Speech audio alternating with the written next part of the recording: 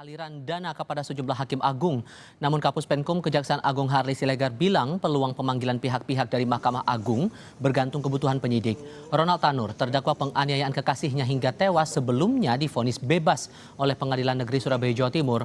Ronald berupaya menyuap Hakim MA untuk mengamankan putusan kasasi melalui perantara ex-pejabat MA Zarof Richard.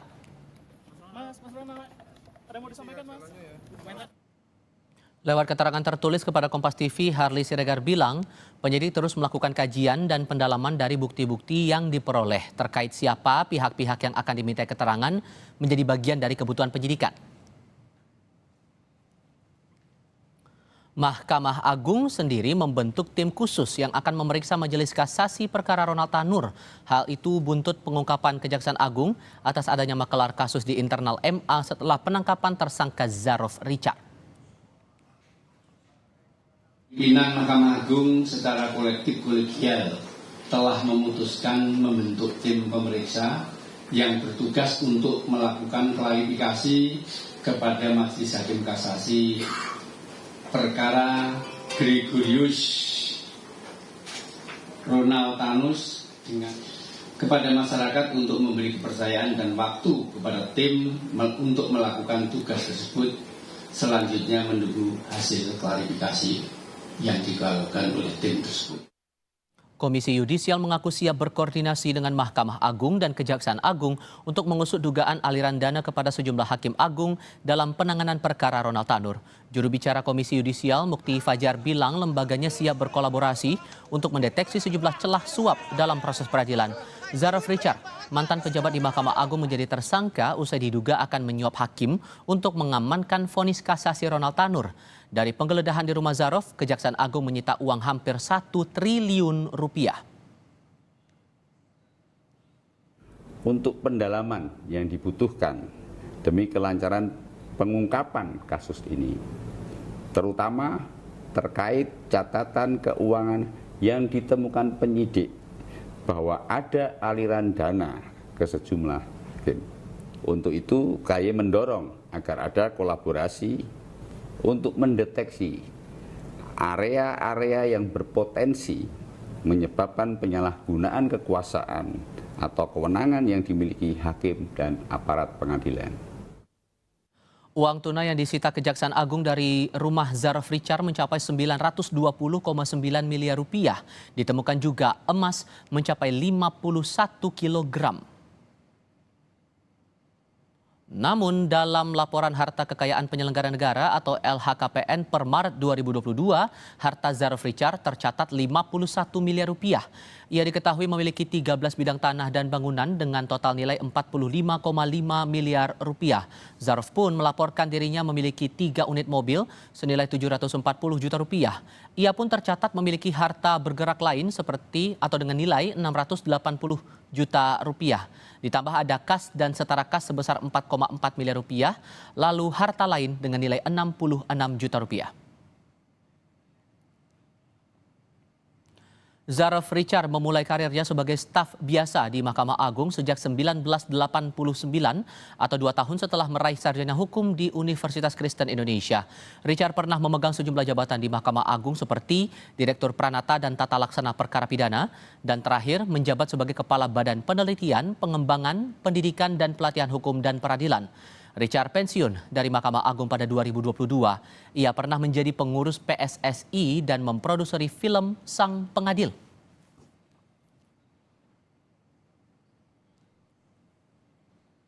Apakah tertangkapnya mantan pejabat MA Zarof Richard atas dugaan suap bisa jadi jalan untuk memberantas makelar kasus di tubuh Mahkamah Agung?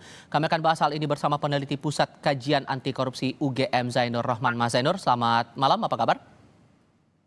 Selamat malam, kabar baik. Terima kasih sudah bergabung bersama kami. Kami juga perlu menyampaikan juga, saudara, bahwa kami sudah berupaya mengundang perwakilan Mahkamah Agung namun berhalangan hadir untuk diskusi pada malam hari ini. Mas Zainur, begini, MA mengklaim bahwa pengawasan mereka berlapis sehingga memastikan hasilnya tidak ada intervensi dari pihak manapun. Namun dengan adanya kasus ini, celah mana yang bobol, bagian mana yang bocor menurut Anda? Iya, tentu ini penyakit sudah berpuluh-puluh tahun ya, tidak mudah untuk memberantas. Celahnya terbuka lebar di semua proses, mungkin memang di masing-masing pengadilan misalnya untuk bertemu dengan hakim itu membutuhkan prosedur-prosedur yang harus dijalani. Tetapi kan pertemuan itu bisa dilakukan di luar gedung pengadilan melalui perantara, menggunakan metode alat komunikasi dan seterusnya. Yang perlu diketahui adalah bahwa kebiasaan untuk jual beli perkara ini bukan hal yang baru sekarang saja gitu ya. Sebelum Zara Fikar ini kemarin juga baru selesai disidangkan perkara Gesel Basaleh, sebelumnya ada Hakim Agung Dimyati Mhm. gitu ya. Dulu di tahun 2005, 2006 itu juga ada kasus yang sangat menggemparkan di Mahkamah Agung, adanya dugaan jual beli perkara begitu. Artinya ini memang penyakit yang sudah berlangsung puluhan tahun di mana hukum itu diperjualbelikan.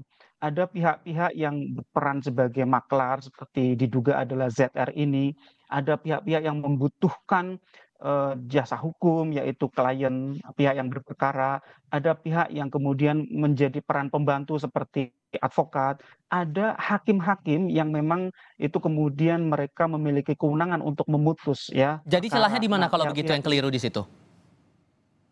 ya menurut saya seluruh bisnis proses ini sangat rawan begitu ya. Kalau disampaikan bahwa pengawasannya sudah sangat ketat, saya pikir itu tidak menjamin adanya transaksi suap menyuap yang sudah terjadi karena suap itu juga bisa dilakukan di Masalah luar integritas berarti menurut gedung Anda di sini ya jadi pengadilan. persoalan?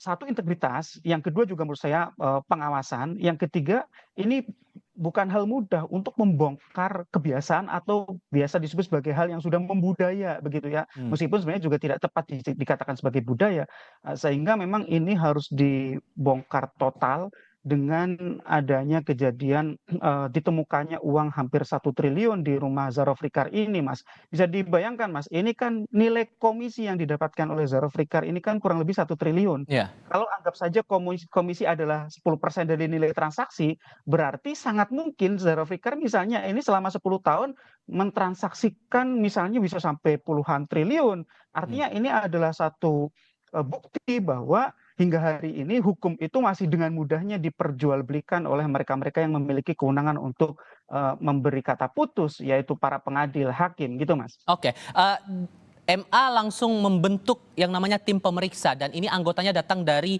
mereka-mereka yang ada dalam kamar pengawasan dan ditegaskan oleh pihak Mahkamah Agung ini hanya menyentuh ranah etik. Sejauh mana kemudian Anda yakin tim pemeriksa ini bisa membuka kotak Pandora di balik maklar kasus yang ada di tubuh MA ini? Yang sepertinya untuk tim yang dibentuk ini berfokus kepada perkara Ronald Tanur. Hmm. Artinya untuk mencari ada atau tidaknya dugaan pelanggaran kode etik yang dilakukan oleh hakim Majelis Kasasi yang menyidangkan perkara Ronald Tanur ini. Kita tahu Ronald Tanur itu divonis bebas di tingkat pengadilan pertama, kemudian di tingkat kasasi dipidana dengan pidana 5 tahun. Tetapi kan kita tahu juga bahwa tuntutan jaksa penuntut umum itu kan 12 tahun. Nah Artinya iya, memang masih sangat jauh antara apa yang dituntut dengan apa yang dijatuhkan vonis. Nah, artinya yang dibentuk oleh MA ini adalah untuk mengusut apakah perkara Ronald Tanur itu ada pelanggaran kode etiknya atau tidak. Tapi hmm. tidak diberi tugas tim yang sedang dibentuk ini untuk membongkar dugaan permainan Markus, permainan jual beli perkara yang diperankan oleh Zara Fikar ini. Tidak diberi tugas untuk membongkar siapa saja hakim-hakim dan pejabat lain di internal Mahkamah Agung yang menjadi jejaring dari Ronald Tanur selama berpuluh-puluh tahun ini, Mas. Oke, jadi peluangnya bagaimana kalau begitu kalau Anda menaruh pertanyaan tim ini bisa mengusut kasus lain yang dimainkan dalam tanda kutip oleh si Zara Fikar ini, peluang apa yang bisa memungkinkan agar maklar kasus ini bisa diusut tuntas menurut Anda? Menurut saya MA untuk yang pertama harus kooperatif terhadap kejaksaan ya. Ini bola memang ada di kejaksaan, agar kejaksaan itu bisa membongkar dan meruntuhkan jejaring mafia hukum yang dikendalikan oleh Ronald Tanur ini. Kalau MA membentuk tim untuk memeriksa Majelis Hakim Kasasi Ronald Tanur, itu silahkan. Tetapi untuk yang Zara Fikar, ya Zara Fikar itu bolanya ada di tangan kejaksaan. Hmm. Kejaksaan silakan untuk teliti gitu ya, uang 1 triliun itu dari mana saja, yaitu pihak-pihak yang berperkara, advokatnya siapa, kemudian hakim-hakim mana saja yang dibeli, oleh perkara-perkara yang diurus oleh Zulfikar ini, dan semua itu harus diproses secara pidana, tidak boleh berhenti hanya di level etik. Kalau MA dengan tim bawasnya itu kan betul, itu hanya bergerak di level etik, apakah ada pelanggaran kode etik hakim. Tapi kalau kejaksaan ini bisa meruntuhkan jejaring mafia hukum Zulfikar ini dengan pendekatan pidana. Hmm. Tentu bisa digali lagi komunikasi yang pernah dilakukan oleh Zulfikar dengan hakim siapa saja, dengan advokat siapa saja, dengan pihak yang berperkara siapa saja, jumlah uangnya berapa, juga bisa menggunakan pendekatan selain tindak pidana korupsi juga tindak pidana pencucian uang. Hmm. Saya juga nggak yakin bahwa uang 1 triliun itu hanya itu saja yang dimiliki oleh Zulfikar. Bisa jadi masih ada harta benda lain, termasuk juga yang kemungkinan sudah dicuci, dimasukkan ke dalam usaha, dialihkan misalnya menjadi aset, dimasukkan ke dalam bentuk saham dan lain-lain, sehingga Oke. ini masih menjadi pekerjaan besar bagi kejaksaan untuk bisa mengungkap dan meruntuhkan jejaring mafia peradilan ini. Sehingga tim pemeriksa ini menurut Anda punya peluang untuk memeriksa selain dari 3 hakim yang menangani kasasi Ronald Tanur, tapi pihak-pihak lain yang berkaitan juga dengan kasus Ronald Tanur di tingkat kasasi itu tadi? Harapan saya, Mahkamah Agung selain berfokus untuk menyelesaikan kasusnya Ronald Tanur, membentuk tim investigasi, tetapi juga saya berharap Mahkamah Agung membentuk tim untuk juga mendukung kejaksaan membongkar jejaring mafia hukum yang terkait dengan Zulfikar. Itu menurut saya dua hal yang berbeda. Kalau yang Ronald Tanur sepertinya Mahkamah Agung on the track, tapi untuk mendukung pengungkapan jejaringnya Zulfikar itu sampai sekarang kita belum mendengar dari Mahkamah Agung, dan kita sangat berharap agar Mahkamah Agung mau membuka diri. Ini adalah kesempatan baik untuk terjadinya perbaikan secara menyeluruh dan mendasar. Penyakit ini sudah diderita puluhan tahun, ini kanker di dalam internal badan peradilan, ini kanker yang memang harus diobati, harus dicabut dari akar-akarnya begitu ya. Dan tidak akan bisa bersih kalau semua dilokalisir hanya di level perkara yang terkait dengan Ronald Tanur. Tidak. Oke, tim usulan Anda Zulfikar ini itu tidak menurut hanya Anda lebih menangani baik Ronald dipakai Tanur saja. adalah orang-orang dari anggota MA juga, atau dari pemerintah, atau dari pihak eksternal yang di luar dari kapasitas ruang yudikatif itu tadi? Ya, kalau secara hukum administrasi memang kalau untuk pembenahan di internal MA itu menjadi tugas dari Mahkamah Agung. Tetapi menurut saya ini level jual beli perkara Markus ini sudah sangat kronis. Saya berharap agar MA bersedia membentuk tim, membuka diri untuk adanya tambahan tim dari eksternal. Ya, misalnya dari Komisi Yudisial juga saya pikir ini perlu untuk berbicara dengan pemerintah, berbicara dengan DPR. DPR juga dapat menggunakan fungsi pengawasannya untuk melakukan apa? Yang pertama adalah menjamin bahwa proses hukum terkait dengan Zulfikar dan jejaringnya itu bisa dilakukan tanpa intervensi. Yang kedua, dilakukan review sistem. Mana saja celah-celah kebocoran yang memungkinkan para hakim ini bermain perkara. Yang ketiga, agar dapat ditawarkan obat bagaimana ke depan agar hakim ini tidak lagi bermain perkara. Kemarin kita baru dengar bahwa misalnya pemerintah mengiyakan permintaan dari para hakim mengenai peningkatan kesejahteraan. Hmm. Kami dukung betul itu. Tapi sekali lagi, peningkatan kesejahteraan semata saja itu tidak akan pernah cukup untuk menyelesaikan perkara korupsi, sehingga ini butuh review sistem gitu ya. Apakah memang juga penyebabnya tidak hanya sekadar di internal Mahkamah Agung, tetapi juga terkait dengan misalnya dengan di kejaksaan, dengan Oke. di kepolisian, juga perlu direview apakah ada peraturan perundang-undangan yang dibutuhkan untuk mendukung efektivitas pemberantasan korupsi dan mencegah orang untuk bertransaksi korupsi. Yang kami pahami sampai sekarang adalah hal-hal yang seperti yang terjadi di Ronald Tanur dengan Zulfikar ini, Mhm. suap dalam bentuk jual beli perkara itu akan semakin sulit dilakukan kalau Indonesia itu punya undang-undang perampasan aset yang mengkriminalisasi illicit enrichment dan juga unexplained wealth. Oke. Yang kedua adalah memperbaiki LHKPN disertai dengan sanksi. Tadi dikatakan bahwa Zulfikar ini LHKPN-nya 50 miliar. Lah di rumahnya saja ada 1 triliun. Hampir 1 triliun itu tadi LHKPN-nya nilainya. hanya 50 miliar. Kenapa? Karena di dalam Undang-Undang 2899 LHKPN itu tidak disertai sanksi kecuali sanksi administrasi yang tidak pernah ditegakkan. Oke. Jadi kalau tidak lapor itu tidak kena sanksi, kalaupun laporannya salah seperti Zulfikar tidak benar, itu juga tidak ada sanksi apa-apa. Sehingga Oke. ini memang perlu level kebijakan, dan saya berharap juga Presiden Prabowo punya perhatian terhadap ini agar mafia hukum, mafia peradilan ini segeralah untuk bisa ditumbangkan agar Oke. Indonesia bisa menjadi negara yang lebih bersih lagi, Mas. Ada 3 nama hakim yang disebut dalam catatan transaksi Zarov Richard ini di kediamannya saat disita barang-barang itu oleh Kejaksaan Agung begitu. Kalau kemudian dalam penelusuran ini dilakukan oleh tim pemeriksa MA, kemudian terbukti ada pelanggaran di situ, sanksi apa yang paling berat menurut Anda bagi hakim yang terlibat dalam suap khususnya dalam kasus yang dihadapi oleh Ronald Tanur ini? Ya tentu nanti masih harus menjalani proses hukum ya. Tetapi kan kalau terlibat dalam suap artinya melakukan tindak pidana korupsi tentu sanksinya adalah pidana.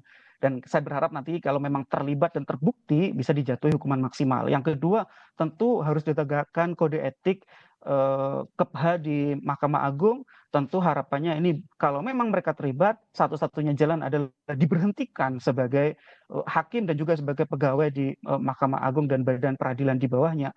Sanksi tegas itu bisa menjadi peringatan untuk yang lain. Yang kedua, saya juga berharap agar di Mahkamah Agung itu selalu diterapkan sanksi administrasi untuk pimpinan Oke. satuan kerja yang anggotanya melakukan pelanggaran korupsi. Mhm. Tidak hanya proses pidana kepada mereka yang melakukan, tetapi secara administratif pimpinannya, yaitu ketuanya itu juga harus dicopot dari jabatan karena telah gagal melakukan pembinaan dan pengawasan Baik. terhadap para hakim ini. Itu catatan penting dan pengusutan ini yang menarik untuk dicermati. Mas Zainur Rohman dari Pukat UGM, terima kasih banyak sudah berbagi pandangan bersama kami. Selamat malam, Mas. Sehat selalu untuk Anda.